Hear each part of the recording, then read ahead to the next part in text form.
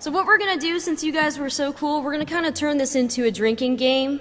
So Digi has brought some booze with him. We're going to kind of pass some of it out as much as we can. Every time I say the word you have to drink. And I say a lot.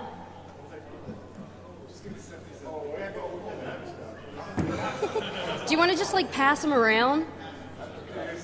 But you can just, alcohol kills all the germs, so whoever has it, you just keep passing. Whoever has it, when I say you have to drink.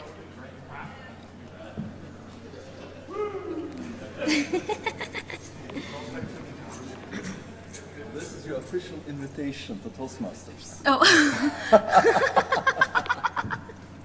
Thanks. Actually, I'll get with you later because I am interested in that. So my name is Tyler Cohen.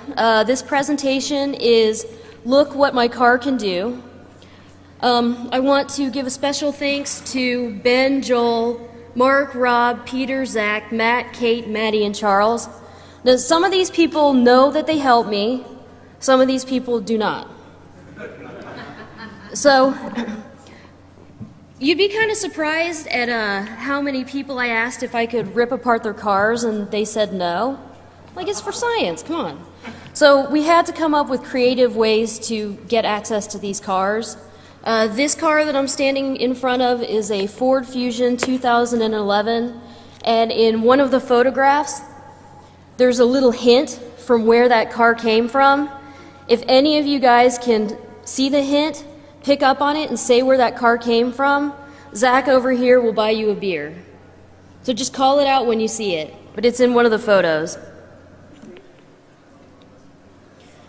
All right, so this is a disclaimer. Yes, I work for the Department of Defense. This presentation reflects my own views and not any of those of my employer. Anything that I show in here or talk about potential things that you can do, I take no responsibility if you happen to void your warranties. I also unfortunately had to tailor my presentation at the last minute.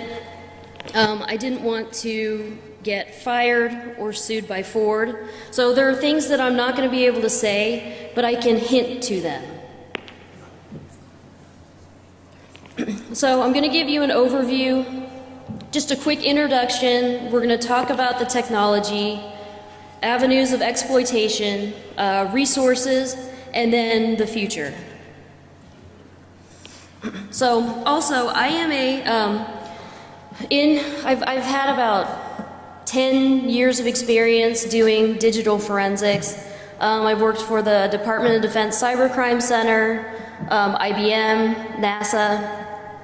Everyone's like, what, you did forensics for NASA? What, were you like going after people from Uranus or something? Ah. Sorry, I think that one's funny. It never gets old either.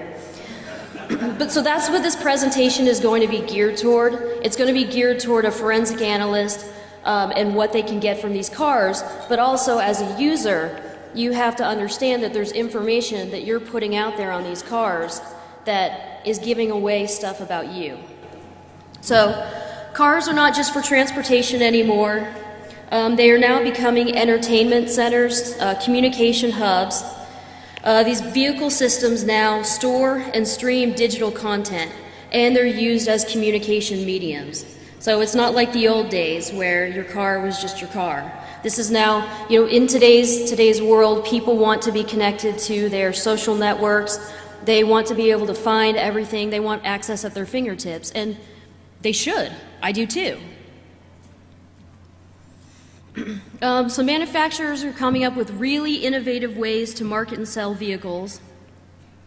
Emphasis has been on technology, integration, and safety. And Ford has been leading the way since 2007 with the inclusion of the Microsoft Sync system in its vehicles. So I kind of look at Ford as what Apple did, how Apple reinvented the digital music players. Ford is paving the way for cars. So their systems are much more advanced than any of the other systems.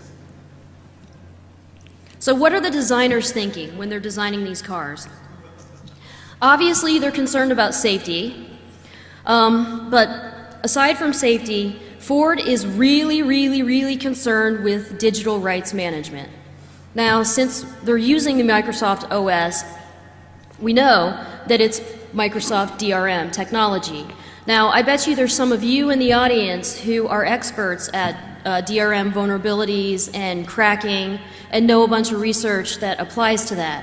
But basically what I'm saying is that the Microsoft DRM is vulnerable in ways, in any way that Microsoft DRM would be vulnerable, it's vulnerable in this capacity too, because it's using the same technology. Designers are also thinking about connectivity, user to user, and car to car, ease of use, you just want your stuff to work, and reliability.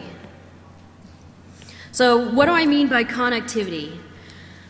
Cars are really concerned with users connecting to their user stuff. Your gadgets and their functions are being integrated into your driving experience. So I want my content and I want it now. I want all my music that's stored in the cloud and I want to be able to access it wherever I am.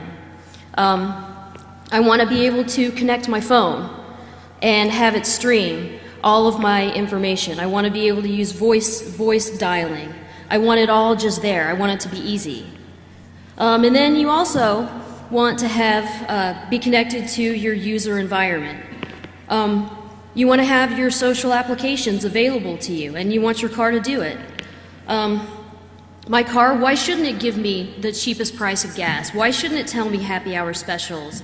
My brother Zach over here, he likes using social applications to look for hot chicks and dudes. He puts it up, the augmented reality, and he can see how far away a hot chick is from him, and he can chat with her. He can say, yeah, I'm going to check in, and I'm going to check in with you, and let's meet up.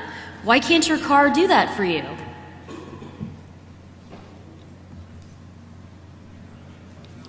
Ease of use, your stuff should just work. I mean, most of us are pretty lazy. We just want our stuff to work. We buy it, we spend a lot of money. There shouldn't be any issues. So the car companies are moving toward driving, not interfering with your social life, and things just working. That means more automation, more integration, and more interoperability. That's a tough word. Well, what? Yeah, exactly. Exactly. So what does that mean for us? Well, the more automation, what does that? That means the more vulnerabilities and more vectors of attack. So these are things that I want us to just kind of be keeping in our minds.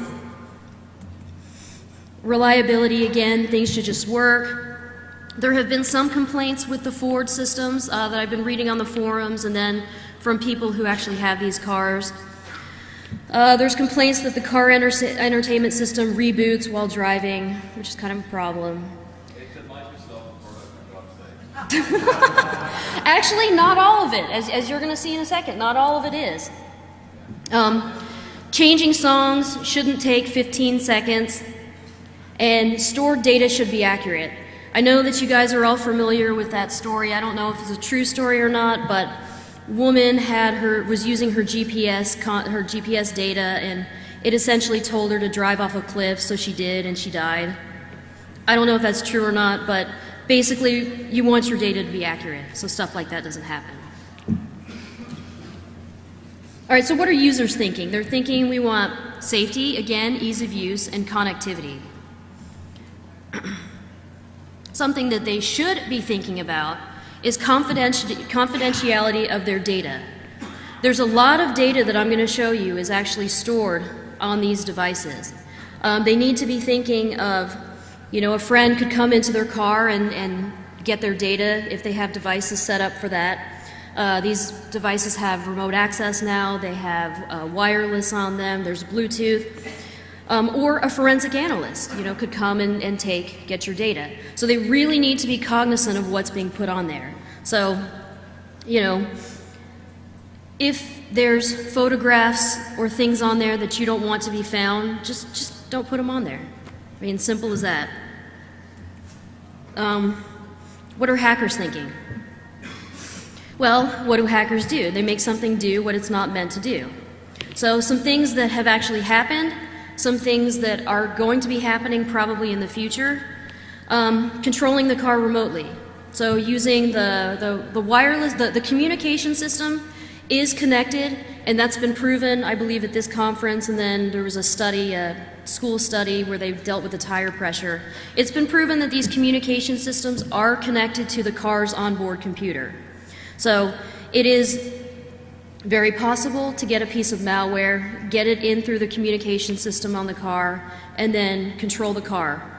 You can stop it, start it, really whatever you want to do. So hackers and good hackers, black, white hackers, they're both thinking about protecting or stealing personal data. So again, there's a lot of data that you have on this device. You really have to think of these devices like a computer. Anything you wouldn't want to put on your computer, you don't want to put on your car. Side channel comms. These cars can be used as communication devices when speaking to other cars. And I'm going to show you at the end of this presentation the IntelliDrive, which is coming out in about 5 years. And cars are broadcasting Wi-Fi coordinates, and essentially you can use this for communication. You can use the Bluetooth for communication, you can use the wireless for communication, and you can do these in such a way that your traffic is not necessarily going to be intercepted. And I'll let you guys kind of ponder that one. Use these cars as peer-to-peer devices. Share your music, share your content. Surveillance. I can get something in the car so that I can monitor the car. I can see where it's been.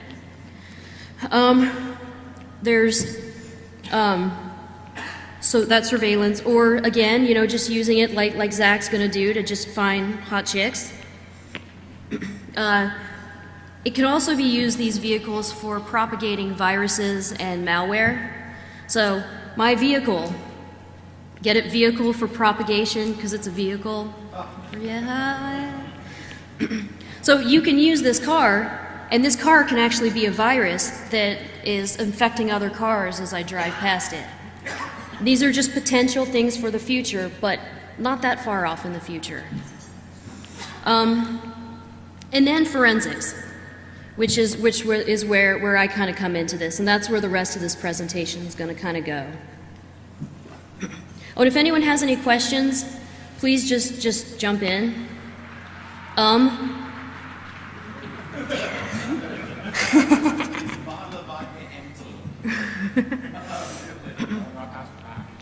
So what is stored? What are stored on these devices? Now, these systems can store navigation data, where you've been, where you're going, can save track data, save locations, previous destinations, which is a good thing too, because you kind of have to find that mix between privacy and then usability. I personally like it saving my data, because then that way I don't have to type it in, because I never remember addresses and it's just already there. Phone-related information, when you pair your phone up, it's going to save the Bluetooth MAC ID, pretty much most of the information on the phone.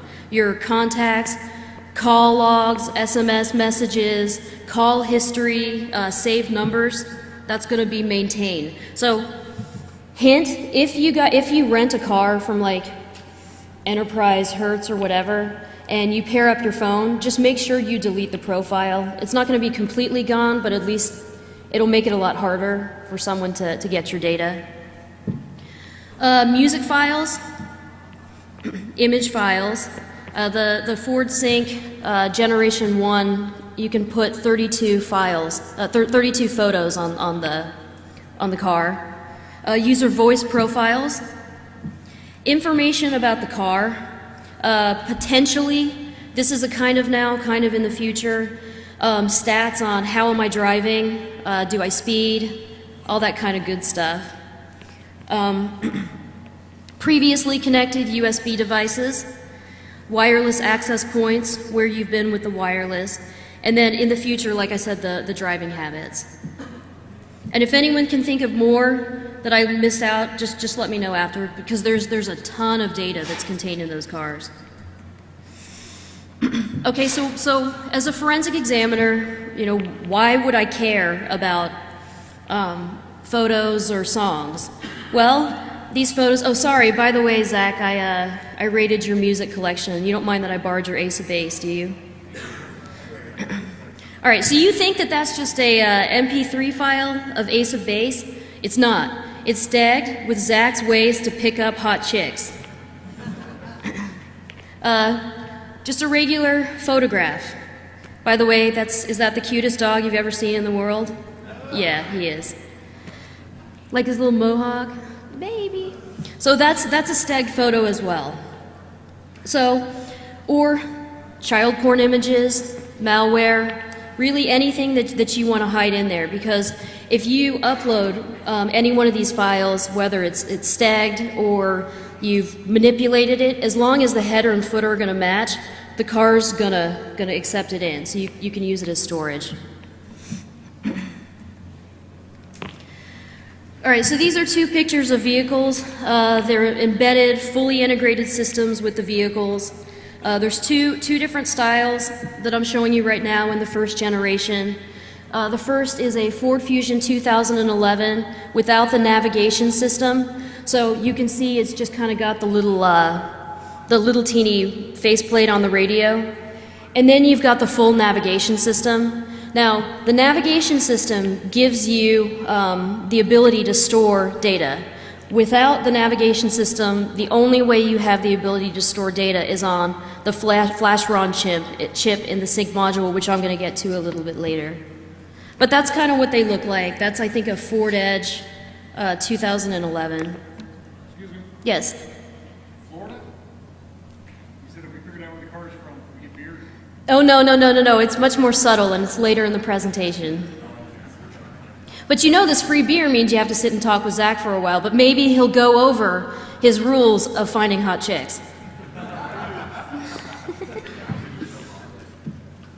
So the first generation, Ford started doing this in 2007, and the first generation is to 2011-ish, maybe 2012-ish, because some cars still have this, some cars are moving on to the second generation.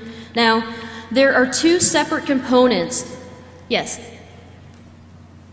This brings the question of, is there a movement for the future to put the SD cards in the machines and have law enforcement be able to come up, pop out your card, pop it into a reader and say, here's your $2,000 ticket? There is that potential, but that's coming up in the end of the presentation. That's Gen 2. So this is still the Gen 1. But, so it has separate components on the head unit. So you have I'll get deeper into that. It's got storage. It's got a hard drive in it. The second generation, some of the 2011s already have it, but it's really going to be the 2012s and 13s and up. It's a single integrated unit. So the sync module and the nav system are all going to be in one. And the storage, some of them will still have hard drives, but they're moving away from hard drives as storage. They're going to have a SD card that has a software lock on it, and external USB storage and streaming for your data. So they're moving away from them having the integrated mass storage.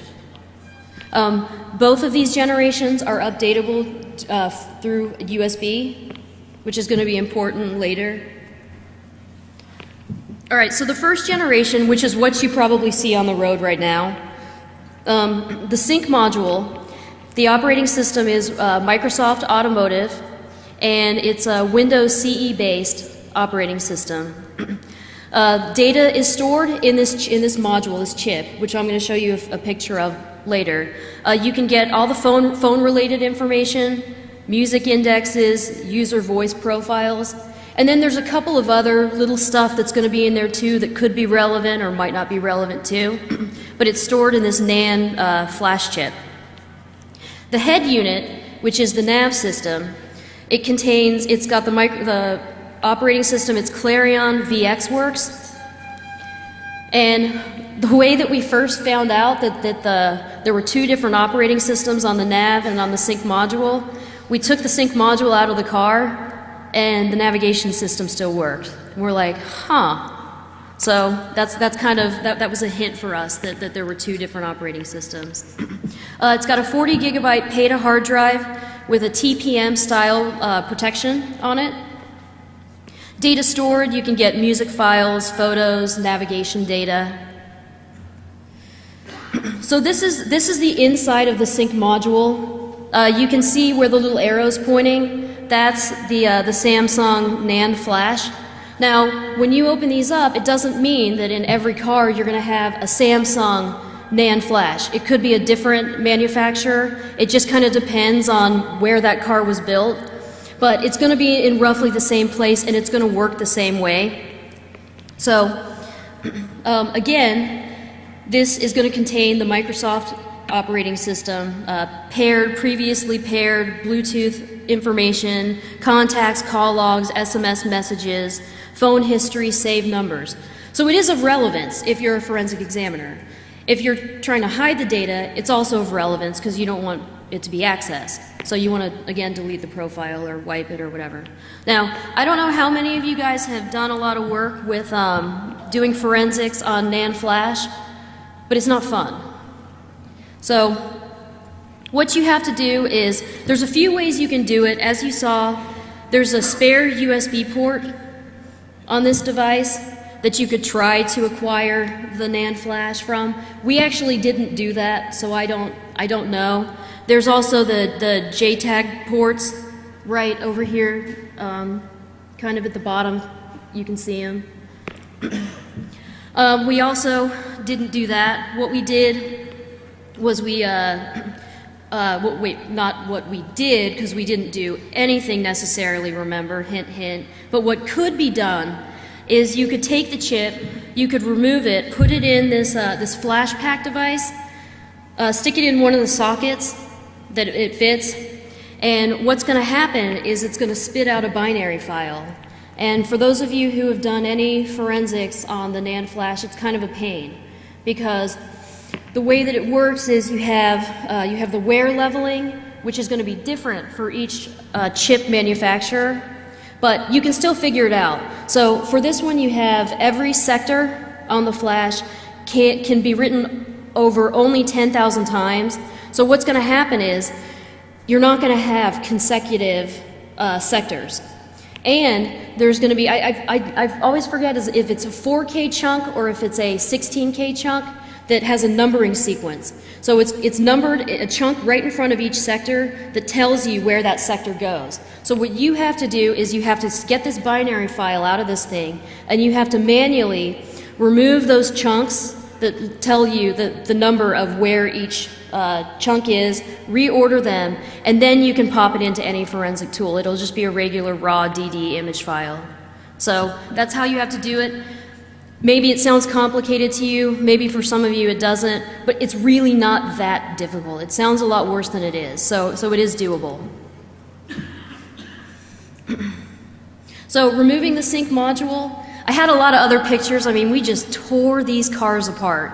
And this one actually I got permission. My good friend Ben, who I wish he was here, when I asked him if I could tear apart his car, he not only said, yeah, of course, he said, I'll help you. So he did. And this is a Ford Edge 2010. The Ford Sync module is located behind the center console. Really easy to get to. It's just held in place with clips. And then there's 4 screws, and you just remove it. And then you take the faceplate off, and then you have access to what I saw. Oh, one thing quickly. With this, when you pop out the chip to do the analysis on it, you're probably not going to get it back in. Just saying. You will void the warranty, and unless you're a pro with a soldering iron, you're not getting it back in. Sorry, Ben. So this is the head unit. This is the front of it.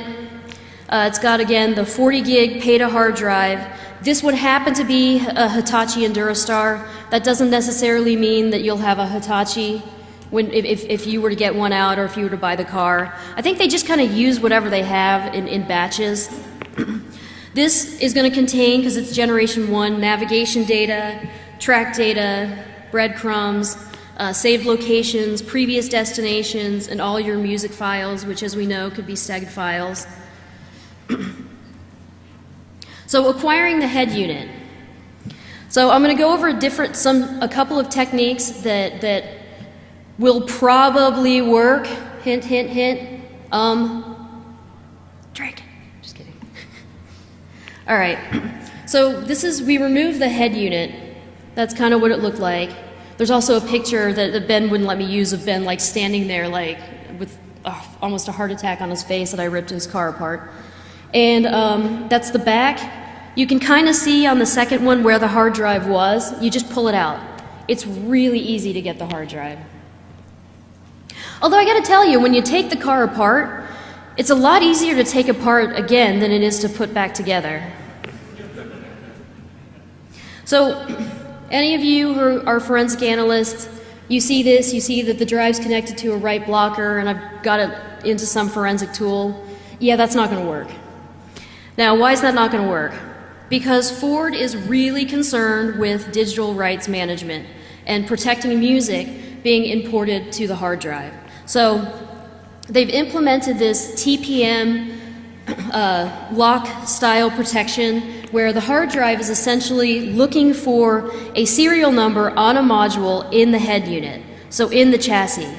So without that, it's locked, and it's really difficult to get around that, but it is doable. So, for example, if the hard drive gets corrupt or breaks, Ford's just going to replace the entire chassis. They're not going to get stuff off your hard drive. They're not going to fix it for you. They're just going to give you a whole new head unit with a new drive. So you can't take this hard drive and put it in another unit and have it work. It just won't. Well, without some manipulation. So ways to get around this. Clarion maintains a master password that will help you unlock this device. If you can get to Clarion and you're nice to them and not necessarily lie, but tell them what you're interested in doing, they might give you that master password. Just saying. But if you're not nice, what you've got to do is you've got to find a way to get around the TPM style lock. And how do you do that the easiest way? You just keep the car running. You keep power to the vehicle and then it's not going to be an issue. So there's a hardware component that is in creation that what it does is it connects the head unit, the hard drive, and the laptop. So you can actually image this device. You can see in that map it's a middleware component that keeps power to the car, so the car's still going, so you can just image it like you would normally image a drive. And that's probably the easiest way to do it. Now, my favorite way to do this, and you might want to look at these pictures because they're interesting. Hint, hint.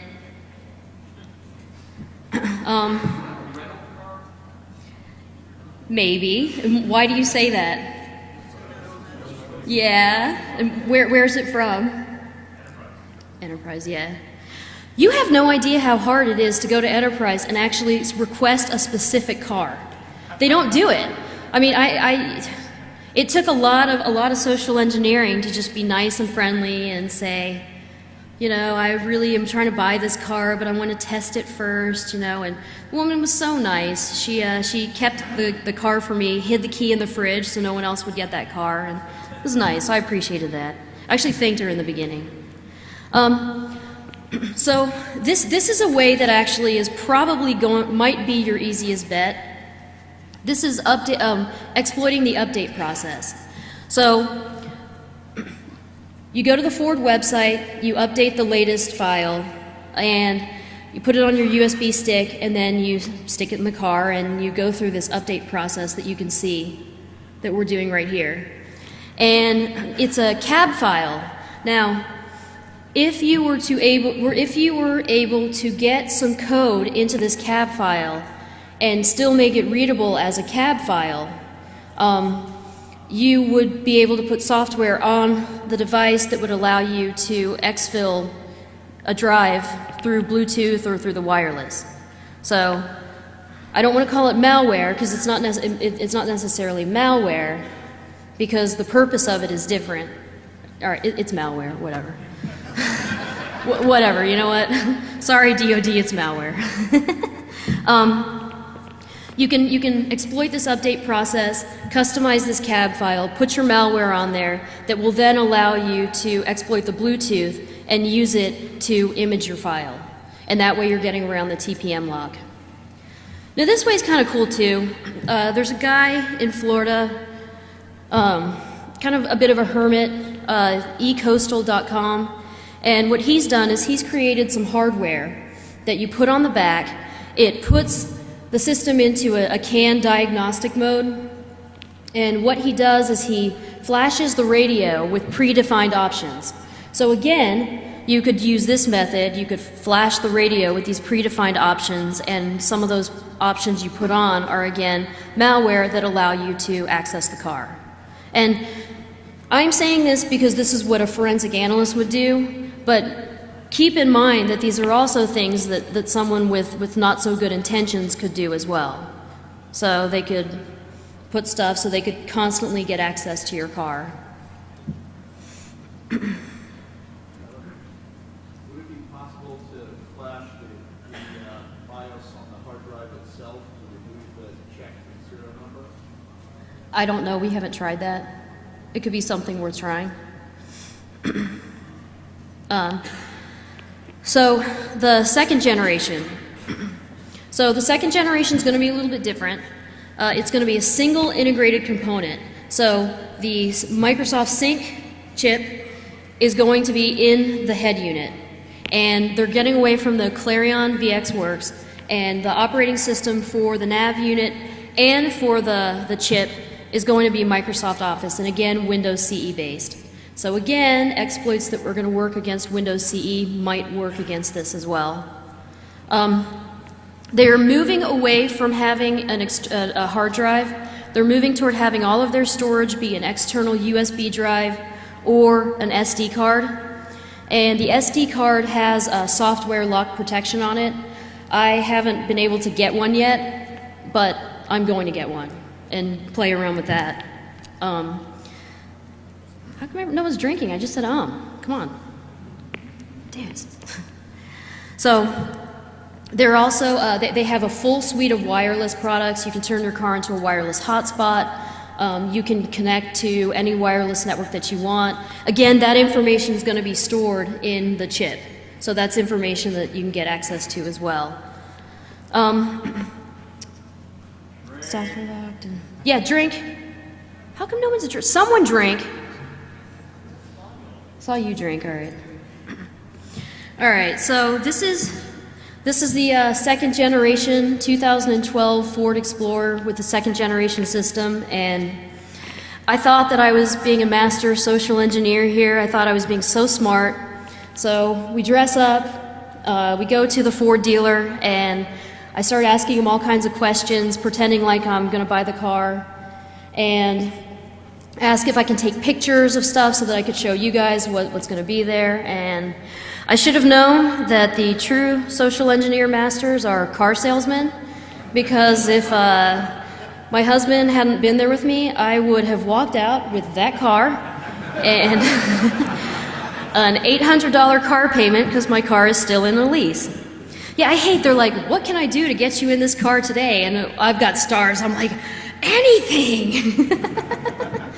Yeah, but that car is really nice, really nice.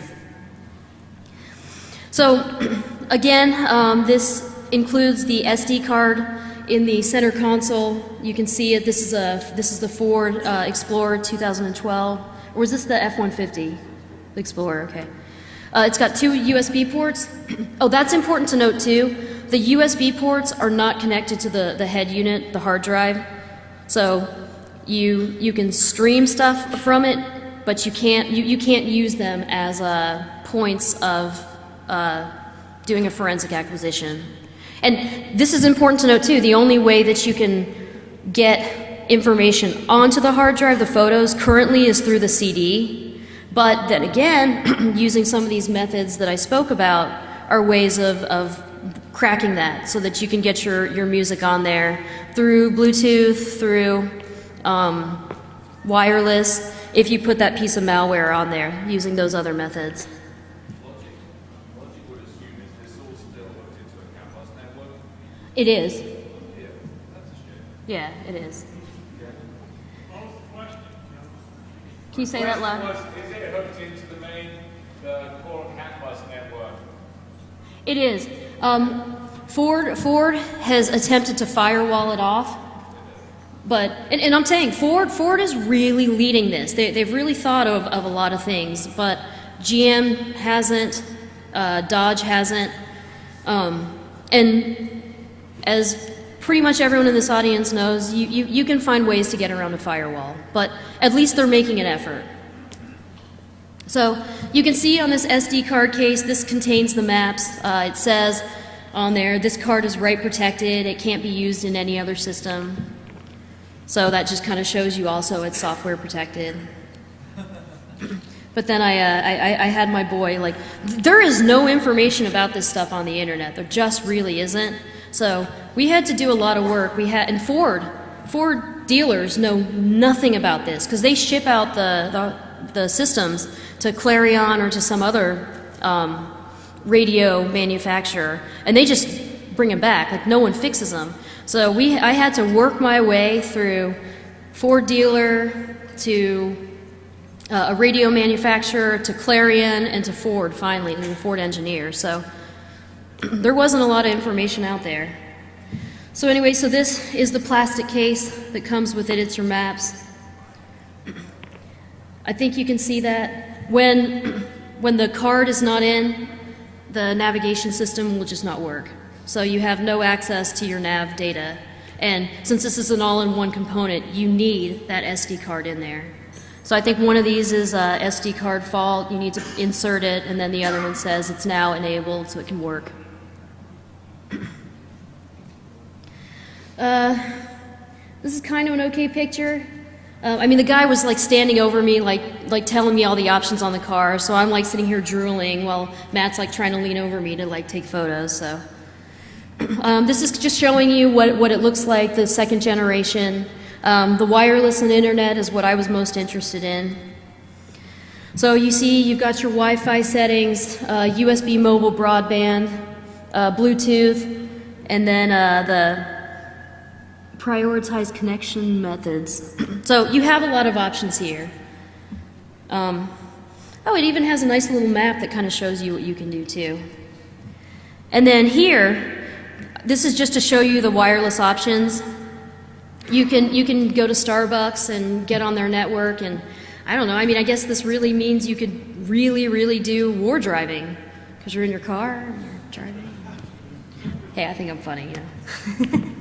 So, again, I haven't done a ton with the wireless, but I will tell you that most of the wireless hacks that you've seen at this conference, that you know about, that you've researched about, they're going to work here.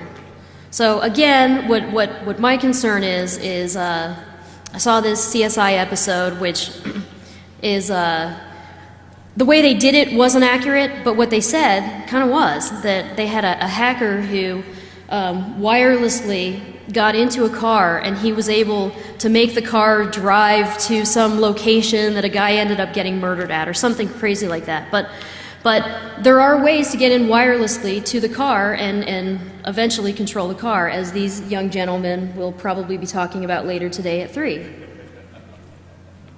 So just kind of be thinking about that. So what's the future?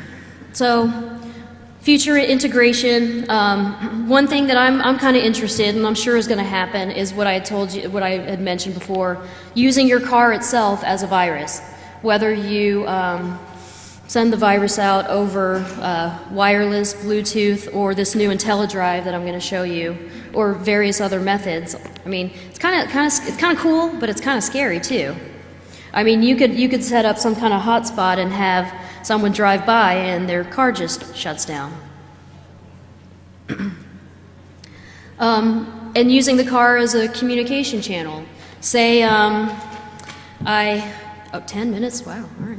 Say I had something that I had to talk to Matt about, and I didn't want for Zane to be able to read it.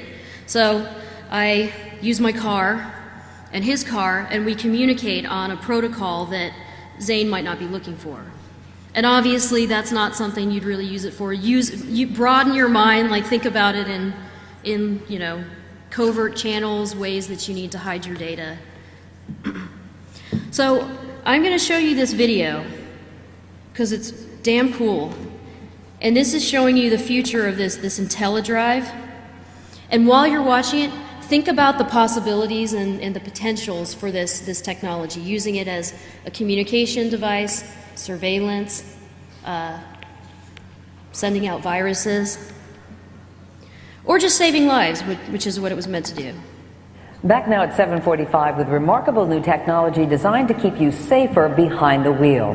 CNBC's Phil LeBeau is at RFK Stadium in Washington, D.C. with an exclusive first look at something that could prevent thousands of potentially deadly collisions. Good morning to you, Phil.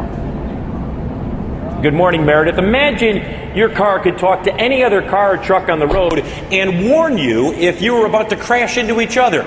It's called IntelliDrive, and it may sound like something out of the Jetsons, but it's closer than you think to becoming reality. It happens every 6 seconds in the U.S. Car crashes, head-on, side impact, or rear-end collisions. More than 5 million in 2009, killing almost 34,000 and injuring 2 million more. A group of major automakers, including Ford, GM, and Toyota, are developing a technology called IntelliDrive that will allow cars to communicate with each other and warn drivers when they're about to crash. We feel that the IntelliDrive program, fully implemented, can save up to 80% of traffic accidents for non-impaired drivers. Here's how it works. Using GPS transmitters and Wi-Fi, cars constantly send out signals with their location and speed. So a driver about to be broadsided at an intersection would be warned to hit the brakes and avoid a collision. We want it to be like a vigilant co-pilot that they have with them all the time. We tested the technology with engineers from Ford, first at a blind intersection. Looks like it's safe for me to go, so at this point I'm going to accelerate. Whoa! Not a good idea. And attempting to change lanes. With this system, it warns you if you're going to lane change into another car. So here's an example. And right there, the system warns me that in the lane right next to me, there was a car that I would have hit. With technology that helps prevent rollovers and drifting across lanes, cars are already doing some of the thinking for you. And Google is testing a car that does the driving for you. It's possible that someday cars will drive themselves like the space vehicles on the Jetsons. Hey, looks like an opening overhead. Until that day, IntelliDrive will make a big impact on safety. I think this has huge potential to reduce crashes on our freeways. And save lives. And save lives, which is really the ultimate goal. So when might we see IntelliDrive in all new cars and trucks? Well, maybe 5 or 6 years down the road. It'll take the federal government some time to make the rules and mandate everything for the automakers. But make no mistake, Meredith, talking cars are coming, and it could save thousands of lives. Yeah, I love the idea. Phil LeBeau, thank you so much. All right, thank you, Meredith. So you can see where that's going, and I hope that your gears are turning. We're probably going to be presenting this at the DoD Cybercrime Conference. Maybe I might submit for ShmooCon, I don't know. But I think at those conferences we'll be able to release the tool that we were talking about through the update file that will actually enable you to get the Bluetooth back and hopefully demo it. If there's enough room to bring one of the cars in, I might try to do that too. So, does anyone have any questions?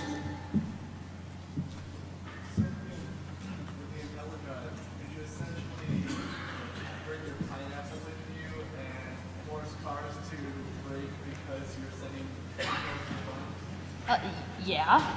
See this. Will you say that louder? Oh. He wanted to know if you could go get one of the pineapples and use it against cars. Yes. The answer is yes. And any other questions?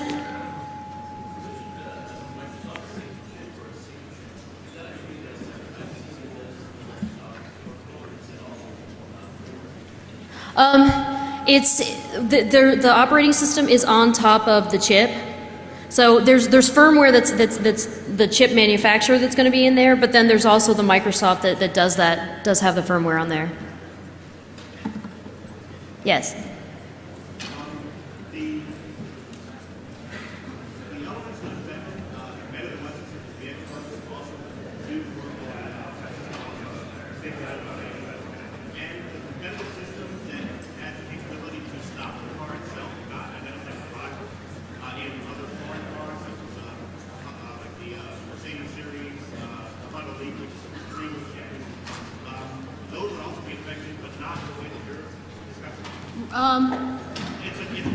Yeah, not in the exact way, but yes, every car is affected. Every car that has these systems is affected. Hey, before you guys leave, wait, stop. Which one of you guys was the one who picked out that was an Enterprise car and gets to have Zach buy you a drink?